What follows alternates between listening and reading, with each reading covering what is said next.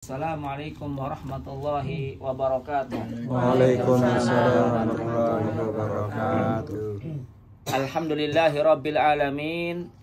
Wassalatu wassalamu ala rasulillah wa ala alihi wa sahbihi wa man tabi'ahum bi ihsanin ila yaumiddin, amma ba'du.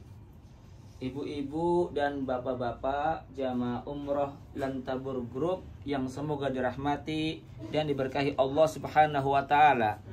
Alhamdulillah, pada sore hari ini, hari Kamis tanggal 4 Mei 2023, Allah Subhanahu wa taala mengumpulkan kita semua dalam keadaan sehat walafiat di kota suci Mekah Al-Mukarramah.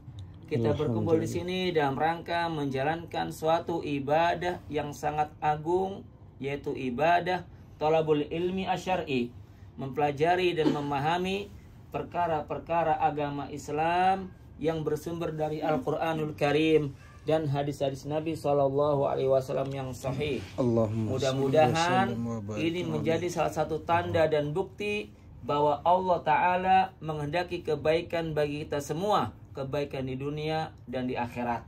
Amin amin ya rabbal alamin. Nabi SAW pernah bersabda dalam hadis yang sahih, sebagaimana riwayat Imam Muslim dalam kitab sahihnya dari sahabat Nabi yang bernama Muawiyah bin Abi Sufyan radhiyallahu anhu, "Man yuridillahu bi khairan yufaqihu fid din." Yang artinya, barang siapa yang Allah kehendaki memperoleh kebaikan, niscaya Allah menjadikan ia paham dan mengerti tentang urusan agamanya. Sekali lagi, kata Nabi Muhammad SAW, barang siapa dikehendaki oleh Allah mendapatkan kebaikan, kebaikan di sini bersifat umum, dunia dan akhirat, maka Allah akan menjadikan hamba tersebut paham dan mengerti tentang urusan agamanya. Dan tidak ada jalan serta cara yang baik dan benar untuk dapat memahami agama Islam dengan baik dan benar pula kecuali dengan meniti jalan thalabul ilmi asyar'i, menuntut ilmu agama yang sumbernya adalah firman Allah di dalam Al-Quranul Karim dan sabda Nabi Muhammad SAW di dalam hadis-hadis yang sahih. Dan pada sore hari ini, ya, ini merupakan pertemuan perdana kita dalam perjalanan safar umroh untuk belajar agama, untuk mengkaji kitab akidah, kitab akidah tauhid, karena memang pelajaran akidah tauhid adalah pelajaran yang paling penting, pelajaran yang paling pokok dalam agama Islam. Akidah tauhid adalah landasan utama bagi bangunan syariat Islam. Suatu bangunan tidak akan berdiri dengan kokoh dan tegak apabila tidak memiliki pondasi yang kokoh. Sama seperti bangunan rumah, gedung sekolah, gedung masjid.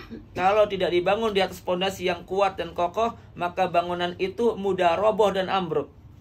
Demikian pula dengan bangunan agama Islam, memiliki pondasi. Apa pondasinya? Akidah tauhid. Oleh karenanya, Allah Subhanahu wa taala menciptakan kita semua manusia, anak cucu Adam, dan juga bangsa jin untuk tujuan yang mulia, tujuan yang sangat agung. Apa tujuannya Allah ciptakan kita di muka bumi ini? Apakah untuk main-main, untuk foya-foya, hura-hura, tidur-tiduran, main-main? Tidak. Allah menciptakan kita manusia dan jin untuk tujuan yang sangat mulia dan hikmah yang sangat agung, yaitu apa? Untuk beribadah hanya kepada Allah, menghambakan diri kita hanya kepada Allah, memberikan segala bentuk amal soleh dan ketaatan untuk Allah, bukan untuk selainnya. Tidak boleh kita menghambakan diri kepada jin, tidak boleh kita mempersembahkan amalan-amalan atau ritual-ritual kepada dewa, kepada berhala, atau kepada nabi sekalipun. Tidak boleh. Semua ibadah, ketaatan, amal soleh wajib kita kerjakan hanya untuk Allah dan karena Allah. Karena itu adalah tujuan utama Allah ciptakan jin dan manusia. Apa dalilnya? Dalilnya firman Allah dalam surat Ad-Dariyat ayat ke-56.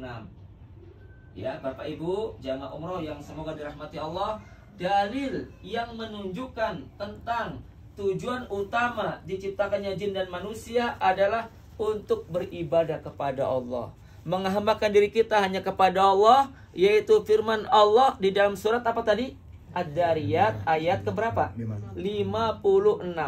Bunyinya, wa ma khalaqtul jinna wal insa illa liya'budun. Apa artinya? Allah berfirman yang artinya, aku tidaklah menciptakan jin dan manusia. Lihat, kata Allah, aku tidaklah menciptakan jin dan manusia melainkan supaya mereka beribadah hanya kepadaku, kata Allah. Melainkan agar mereka menghambakan diri hanya kepadaku. Ibadah apa saja wajib diberikan hanya kepada Allah. Ibadah apa saja? Ibadah dengan lisan, seperti membaca Quran, berzikir, berdoa, bersolawat, berdakwah. Ya, ini adalah ibadah lisan. Atau ibadah dengan anggota badan seperti yang kita kerjakan umroh. Ini anggota badan. Tawaf, sa'i kan dengan badan. Termasuk sholat yang 5 waktu maupun sholat sunnah, puasa, itu ibadah badan. Termasuk kita duduk di majelis ini untuk menimba ilmu, untuk mendengarkan siraman rohani yang sumbernya firman Allah dalam Al-Quran dan sabda Nabi dalam hadis. Ini termasuk ibadah dengan anggota badan. Komplit dari ujung rambut sampai ujung kaki hadir untuk apa? Mendekatkan diri kita kepada Allah. Betul-betul ingin mendapat ridho Allah. Untuk meluangkan sebagian umur kita untuk mendapatkan pahala dan ridho Allah. Lihat, kita duduk mungkin 15 menit atau 20 menit. Sebentar dari umur kita. Tapi bisa jadi ini menjadi sebab kita selamat dari siksa kubur, selamat dari siksa neraka, dan sukses masuk surga. Amin. Amalan yang singkat, amalan yang ringan dan sebentar, tetapi pahalanya besar. Yaitu duduk untuk mengingat Allah, duduk untuk berzikir kepada Allah, dan zikir yang paling utama adalah menimba ilmu agama. Majlis zikir yang paling utama adalah mempelajari agama Allah, berupaya mengenal Allah, mengenal agama Allah, mengenal Rasulullah Muhammad SAW. Makanya ini nanti badan kita ini akan menjadi saksi di hadapan Allah pada hari kiamat. Ya Allah, Ibu Fulanah, Bapak Fulan telah meluangkan sebagian umurnya untuk beribadah kepadamu dengan duduk di majelis ilmu. Kata Allah dalam Al-Quran, Al-yawma nakhtimu ala afwahihim wa tukallimuna aydihim wa tashhadu alaihim arjuluhum bima kanu ya'malun. Pada hari ini. Hari apa itu? Hari Kamis. Hari Kamis, hari kiamat maksudnya, Pak. Ini Al-Quran. Pada hari ini, bukan hari yang sekarang di dunia. Pada hari ini, hari kiamat, hari akhirat. Ketika semua manusia dibangkitkan oleh Allah dari alam kubur, lalu dikumpulkan di padang mahsyar, kata Allah, untuk mempertanggungjawabkan amal perbuatan mereka, yang baik maupun yang buruk, laki-laki maupun perempuan, orang kaya ataupun miskin, pejabat maupun rakyat. Al-yawma nakhtimu ala afwahim. Pada hari ini, hari kiamat, di padang mahsyar kami akan mengunci mati. Lihat, mengunci rapat apa? Mulut-mulut mereka. Ini gak bisa lagi bicara, dikunci rapat oleh Allah. Wa tukallimuna aydihim, dan tangan-tangan manusia itu akan berbicara kepada kami. Tangan ini sekarang gak bisa ngomong, tapi nanti akan Allah izinkan tangan berbicara. Ya, laporan pada Allah, ya Allah, tangan ini sudah digunakan untuk kebaikan, membuka Al-Quran, menulis kebaikan, ya. Atau yang sebaliknya, ya Allah, tanganku ini dulu digunakan untuk maksiat, untuk dosa. Nah, lapor semua pada Allah. Wa tasyhadu alaihim arjulum, dan akan bersaksi atas mereka kaki-kaki mereka, kata Allah. Kaki ini, ya, telapak kaki, betis, paha akan bicara pada Allah, bersaksi atas perbuatan kita yang baik maupun yang buruk. Loh Ustaz, masa tangan bisa bicara? Masa kaki bisa bicara di depan Allah? Bagi Allah tidak ada yang mustahil. Tidak yang mustahil. Sekarang benda mati buatan manusia yang dulu zaman Nabi mungkin nggak pernah mengerti. Ini benda mati nih, kok bisa keluar suara? Padahal buatan manusia tidak lebih canggih daripada buatan Allah. Bagi Allah tidak ada yang sulit, tidak ada yang mustahil. Innama amruhu idza arada syai'an an yaqula lahu kun fayakun. Apa sesungguhnya urusan Allah itu apabila ingin mengadakan sesuatu terjadi, idza arada an, ya, innama amruhu idza arada syai'an Iya. An yaqula lahu kun fayakun. Sesungguhnya urusan Allah itu, ya, jika menghendaki sesuatu urusan, maka Allah akan mengatakan kun. Apa kun? Jadilah, maka terjadi. Sangat mudah bagi Allah menjadikan badan kita, tangan kita, kaki kita berbicara, ngomong di hadapan Allah. Bahkan jangankan di hari kiamat, nanti di akhir zaman di dunia ini, Nabi sudah mengabarkan, Nabi Muhammad, batu-batu, pepohonan akan bisa bicara dengan izin Allah. Loh, kok iso? Bicara kepada manusia, kepada umat Islam, kepada orang beriman. Laporan. Hei Muslim, kata pohon. Ini pohon bicara. Hei Muslim, kemarilah, di belakang ada Yahudi sedang bersembunyi. Bunuhlah dia. Lihat, pohon aku bicara.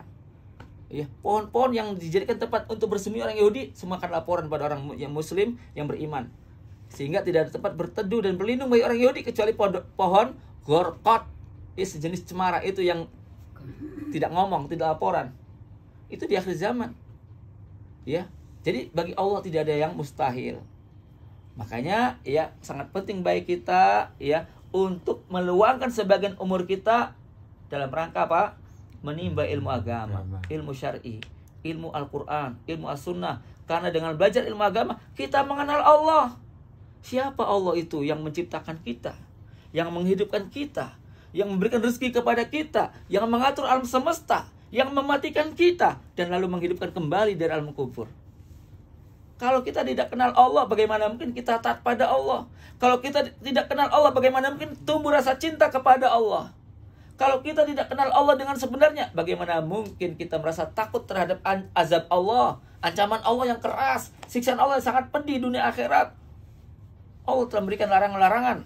Barang siapa yang berbuat demikian, maka murka Allah sangat keras, azab Allah sangat pedih. Tapi bagi orang yang tidak kenal Allah, santai-santai saja dibacakan puluhan ayat, ratusan hadis, tenang-tenang saja. Kenapa? Nggak kenal Allah. Bahkan tidak percaya dengan adanya hari kiamat, tidak percaya dengan adanya hari kebangkitan dan hari pembalasan. Bahkan ragu-ragu dengan adanya surga dan neraka. Dia kira hidup itu hanya sekali di dunia. Kalau sudah mati, sudah berakhir. Tidak ada hari kebangkitan. Tidak ada hari penghitungan amal dan pembalasan amal. Sehingga dia habiskan umurnya di dunia untuk foya-foya, hura-hura, memperturutkan hawa nafsunya. Itulah perasaan dan keyakinan orang-orang kafir yang tidak beriman kepada Allah, tidak percaya dengan adanya hari kiamat. Berbeda dengan kita orang-orang muslim yang beriman, betul-betul percaya bahwa setelah kehidupan dunia ada kehidupan akhirat. Setelah mati ada kehidupan yang kekal abadi. Di sana ada alam dunia yang sekarang kita berada di atasnya. Dan alam dunia alam yang paling sebentar. Ya, setelah alam janin, ya, yang kurang lebih bayi itu berada dalam rahim ibu 9 bulan. Ya kan? Ya. Kurang lebih 9 bulan. Setelah itu keluar lahir di alam dunia yang waktunya sebentar. Berapa tahun? Kalau umatnya Nabi Muhammad diberi kesempatan oleh Allah hidup, kesempatan hidup di dunia untuk umat Nabi Muhammad, kata Nabi Muhammad sendiri dalam hadis riwayat Imam Al-Baihaqi dalam Kitabul Adab dengan derajat hasan li ghairi, a'maru ummati ma baina sittina wa sab'in. Perhatikan ini. Ini peringatan keras bagi kita semua yang masih hidup, berapapun umur kita. Nabi Muhammad menyampaikan tentang berapa jatah umur umatnya. A'maru ummati ma baina sittina wa sab'in wa aqalluhum man yajuzu dalik. Umur umatku, umatnya Nabi Muhammad, bukan umatnya Nabi Ibrahim, bukan umat Nabi Nuh, bukan umat Nabi Hud. Umur umatku berkisar antara 60 hingga 70 tahun dan sangat sedikit di antara umatku yang umurnya melampaui 70 tahun. Sedikit. Sangat sedikit. Berarti apa? Memang ada yang umurnya 75, 80 tahun, 90 tahun, bahkan diberi oleh Allah bonus 100 tahun, tapi sangat sedikit. Kebanyakan meninggal sebelum 70 tahun. Bahkan ada yang belum mencapai 60 tahun, bahkan masih belasan tahun, bahkan masih bayi, balita udah meninggal dunia. Ini menunjukkan apa? Bahwa hidup kita di dunia sebentar. Jangan menunda-nunda untuk beramal soleh. Jangan menunda-nunda untuk bertobat. Wah, saya baru 20 tahun. Saya baru 17 tahun. Masih muda, masih kuat, masih sehat. Masa-masanya untuk senang-senang. Malas-malasan ibadah. Nanti saya akan insaf dan tobat kalau sudah 60 tahun. Siapa yang bisa menjamin umur kita sampai besok. Siapa yang bisa menjamin kita masih bisa bangun setelah tidur? Banyak orang yang mati tanpa diawali dengan sakit. Banyak orang yang meninggal dunia tanpa mengalami kecelakaan. Banyak orang yang meninggal dunia dalam keadaan tertawa terbahak-bahak, kakak, langsung nyawanya bablas. Banyak. Tidak harus sakit, tidak harus kecelakaan, tidak harus dibunuh, tidak harus jatuh dari tempat yang tinggi, tenggelam, terbakar. Tidak harus mencapai usia 50 atau 60 atau 70 tahun. Banyak yang mati sebelum itu. Ini peringatan keras bagi kita dari Nabi, supaya gunakan masa hidup kita dengan sebaik-baiknya. Apalagi subhanallah, Bapak Ibu semua diberi oleh Allah nikmat yang sangat mahal, nikmat yang seberharga, yang tidak semua orang mendapat nikmat tersebut. Kesempatan bisa datang ke rumah Allah di kota suci Mekah Al-Mukarramah, yang barang siapa mengerjakan amal soleh apapun, sholat, puasa, baca Quran, berzikir, berdoa, bersedekah, dilipat gandakan pahalanya oleh Allah. Bentuk kemurahan Allah kepada umat Nabi Muhammad dengan beramal sedikit tapi pahalanya melebihi umat-umat terdahulu yang umurnya ribuan tahun atau ratusan tahun. Bonus dari Allah kepada umatnya Nabi Muhammad. Jangan disia-siakan. Ya, nikmat yang mahal ini, nikmat kita beragama Islam, nikmat menjadi umat Nabi Muhammad, nikmat berada di kota suci Mekah dan kota suci Madinah, insya Allah jangan disia-siakan. Belum tentu terulang lagi untuk berziarah ke kota suci Mekah dan Madinah. Ya, kita sebagai manusia biasa ngantuk, capek, tidur. Tapi jangan sampai ya waktu-waktu luangnya digunakan untuk hal yang sia-sia. Ya, lihat umur kita yang tadinya masih remaja, kulitnya kencang, sekarang ya sudah kurang kencang. Ya, yang tadinya giginya lengkap sekarang berkurang satu persatu. Yang tadinya rambutnya hitam semua sekarang sudah muncul warna-warni atau satu warna putih, uban. Ini kan peringatan bahwa kita ini nggak akan hidup kekal abadi. Tidak perlu ya harus merasakan terlebih dahulu. Lihat lingkungan sekitar kita, keluarga kita, bapak kita, ibu kita yang kemarin menyusui kita, memelihara kita, sekarang sudah berada di liang kubur. Kakek nenek kita, paman kita, suami atau istri kita, bahkan anak kita yang kemarin makan bersama, berjalan-jalan, piknik, tertawa berbareng bersama-sama, sekarang sudah lebih dahulu menghadap Allah, berada di liang kubur. Dan kita ini hanya menunggu giliran saja. Kita tinggal menunggu giliran. Siapa yang lebih dahulu dipanggil oleh Allah, itu Allah yang sudah menentukannya. Bapak fulan sudah dicatat oleh Allah dalam kitab hidup takdir Lauhul Mahfuz, umurnya sekian tahun. Ibu fulana umurnya sekian tahun, rezekinya sekian banyak. Kapan meninggal, di mana meninggal, bagaimana meninggal, sudah Allah takdirkan. Cuma ini rahasia Allah, yang tahu hanya Allah. Maka karena ini rahasia Allah, kita harus selalu bersiap-siap dengan bekal akhirat. Jangan nunggu sudah malaikat maut mencabut nyawa baru kita, ya Allah saya tobat, saya minta maaf ya Allah, saya menyesal. Udah ditutup rapat pintu tobat. Sama seperti harapan dan angan-angan orang-orang yang ada di alam kubur. Ya Allah, seandainya aku diberi kesempatan yang kedua kali hidup di dunia, saya akan beriman, saya akan beramal soleh, saya akan banyak sedekah. Itu harapan dan angan-angan orang-orang mati di dalam kubur. Tapi angan-angan yang sia-sia. Nggak ada orang yang diberi kesempatan oleh Allah hidup dua kali di dunia. Sudah mati ya sudah, pindah ke alam barzah, kemudian pindah ke alam akhirat untuk selama-lamanya. Kita akan terpisah dengan kematian bersama orang yang kita cintai, tapi masih punya harapan kumpul lagi dalam surga apabila kita semua beriman kepada Allah, bertakwa kepada Allah. Istri kita, suami kita, anak-anak kita, cucu kita, paman, bibi, kakek, saudara kandung beriman, maka Allah berjanji mempersatukan kembali dalam surga dengan syarat semuanya mati dalam keadaan muslim, mati dalam keadaan beriman, mati menjadi umatnya Nabi Muhammad SAW. Allah berfirman dalam Al-Quran, walladzina amanu wattaba'athum dzurriyyatuhum biimanin alhaqna bihim dzurriyyatahum wa ma alatnahum min amalihim min syai'. Orang-orang yang beriman, kata Allah, dan mereka diikuti oleh anak cucunya dalam hal keimanannya, sama-sama muslim, sama-sama mukmin, ya, sama-sama menjadi orang yang bertakwa. Maka kata Allah, janjinya apa? alhaqna bihim dzurriyyatum, kami akan kumpulkan mereka bersama keluarganya, bersama anak keturunannya. Lihat di mana? Di surga. Wa ma alatnahum min amalihim min syai', kami tidak pernah menyanyiakan sedikit pun dari amal ibadah mereka. Maka ya, dalam tausiah atau kultum, kuliah terserah antum, berapa menit saja.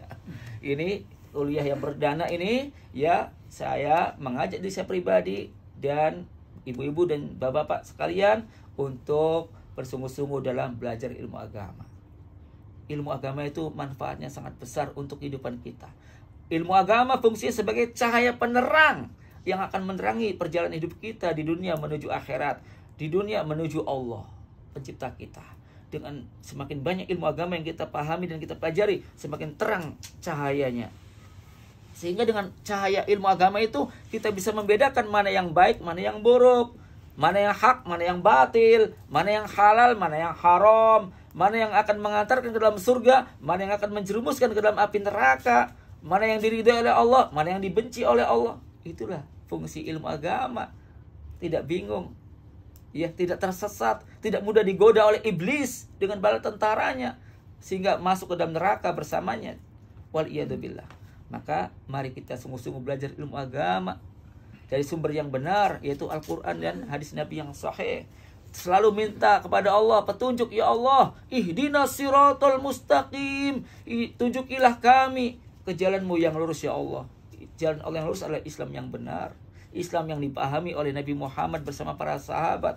Itulah Islam yang akan memasukkan kita ke dalam surga dan menyelamatkan kita dari berbagai penyimpangan di dunia dan kesengsaraan di alam kubur dan di neraka. Demikian tausiah singkat pada sore hari ini tentang pentingnya kita belajar ilmu agama, khususnya ilmu akidah tauhid. Insya Allah akan kita jelaskan kitab yang sangat singkat, 4 kaidah ya dalam masalah akidah tauhid yang menjadi pedoman hidup bagi seorang muslim dan muslimah. Insya Allah kita akan bahas, mungkin kalau ada waktu besok sore, gimana Bu? Di sini lagi? Ya, di sini. Ya, sore ya, cocok ya. Setengah jam saja, jangan lama-lama. Insya Allah besok sore kita mulai mengkaji kaidah pertama. Nanti yang kaidah kedua, ketiga, keempat mungkin di Madinah, ya, di pelataran Masjid Nabawi. Demikian, semoga bermanfaat. Allahumma alimna ma yanfa'una wanfa'na bima 'allamtana wa zidna ilman nafi'a wa sallallahu wa sallama barak ala nabiyyina Muhammad wa akhiru da'wana anil hamdulillahi rabbil alamin. Wassalamu alaikum warahmatullahi wabarakatuh.